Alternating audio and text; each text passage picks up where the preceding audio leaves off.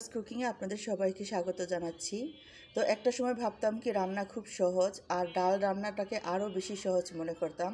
কিন্তু রান্না করতে এসে দেখি কি না, রান্নার অনেক কিছু না জানার কারণে রান্নাগুলো খুব একটা ভালো হচ্ছে না।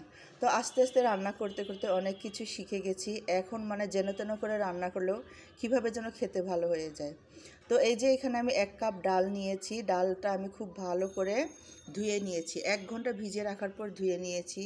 পেঁয়াজ কুচি করেছি, রসুন কুচি করেছি, তারপর শুকনো মরিচ, কাঁচা মরিচ এগুলো রেখেছি, এটা ফোড়নে দিব। আর গোটা সর্ষে, গোটা কালো জিরে নিয়েছি ফোড়নে। এটা ইচ্ছা দিলেও দিতে পারেন, না দিলেও না দিতে পারেন, কোনো সমস্যা নেই। আমাদের ভালো লাগে তাই দিয়ে দিয়েছি, আপনারাও দিয়ে দেখতে পারেন, ভালো লাগে। তো রান্নার পাত্রে ডালটা নিয়ে এর মধ্যে আমি 10 কাপের মতো পানি দিয়েছি। এখানে 1 কাপের একটু কম বেশি হবে, অনেকক্ষণ ভিজিয়ে রেখেছি সেই জন্য ডালটা ফুলে উঠেছে। আর পরিমাণ মতো লবণ দিয়ে চুলার আগুনটা জ্বালিয়ে দিয়েছি। ডালটা যখন একদম সেদ্ধ হয়ে আসছে তখন এর মধ্যে আমি আধা চা চামচের মতো হলুদ গুঁড়ো দিয়ে দিব। হলুদ গুঁড়োটা অবশ্যই ডাল সেদ্ধ হওয়ার শেষে দিতে হবে। শুরুতে দিয়ে দিলে হবে কি ডালের কালারটা ফ্যাকাশে হয়ে আসবে। আর কম গ্যাসেও কিন্তু ডালটা রান্না করা যায়, কিন্তু গ্যাসটা রেগুলার থাকতে হবে। মাঝে যদি গ্যাসটা অফ করে দিই বা আগুনটা নিভিয়ে দিই তাহলে ডালগুলো ভালো সেদ্ধ হবে না। তো কম গ্যাস ছিল, আমি ঢাকনা দিয়ে ডালটা খুব ভালো করে সেদ্ধ করে নিয়ে হলুদ দিয়ে যে ঘুটনি দিয়ে নিচ্ছি। আর ঢাকনা দেওয়াতে কি ডালটা খুব তাড়াতাড়ি সেদ্ধ হয়েছে গ্যাস কম থাকার পরেও।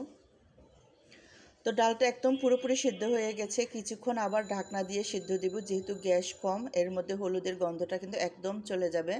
তো ডাল সেদ্ধতে আমি শুধু হলুদ, লবণ আর পানি দিয়ে ডালটা সেদ্ধ করেছি, আর কিছু দিইনি।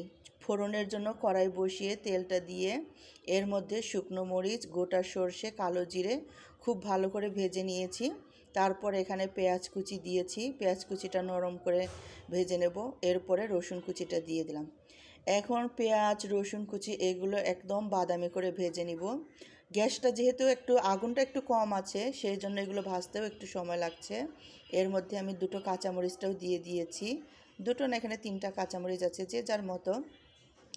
তো এই যে এখানে দেখেন আরেকটা চুলায় ডালটা বসিয়ে রেখেছি, একদমই বলক আসছিল না কারণ 2টা চুলায় আগুন জ্বলছিল। তো মোটামুটি করে আমি এই যে রসুন, পেঁয়াজ ভালো করে ভেজে নেওয়ার চেষ্টা করেছি, বাদামি করে, কম গ্যাসের মধ্যেই। এখন এটা ভালো করে নেড়ে চেড়ে এই ফোড়নটা যেন ডালের সাথে খুব ভালো করে মিশে যায় সেই জন্য আবার ঢাকনা দিয়ে এটাকে বলক উঠাবো, অন্তত একবার বলক উঠাবো, যেহেতু গ্যাস কম। কিছুক্ষণ ঢাকনা দিয়ে রেখে একবার অন্তত বলক উঠিয়ে এটাকে নামিয়ে নিব। খুব সহজ করে রান্না, যারা নতুন রাঁধুনি আছেন, ব্যাচেলর আছেন, নতুন নতুন রান্না করছেন, তাদের জন্য খুব সহজ করে শেয়ার করেছি।